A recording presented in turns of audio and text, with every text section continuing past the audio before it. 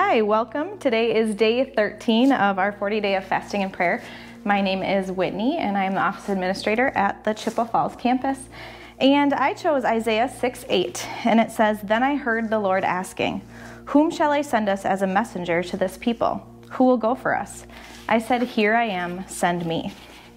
So when I was reading this scripture, it's very clear that Isaiah had a vision confirming his call as a prophet to Israel. And so Isaiah was obviously eager to go without fully knowing what God's message would be. All he knew that was he had to serve God.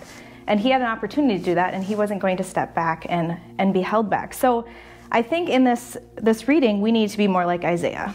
So when God says go, we need to face our fears, we need to face our excuses, we even need to face ourselves.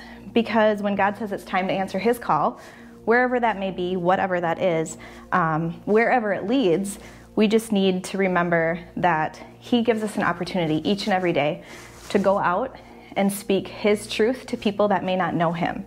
And so we need to be sensitive to his leading. We need to be obedient to his calling, whenever that is.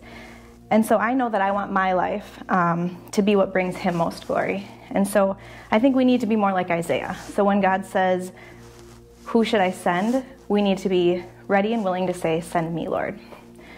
So just take that today and think about how God can use you and send you out wherever that may be. So go and be more like Isaiah. Have a great day.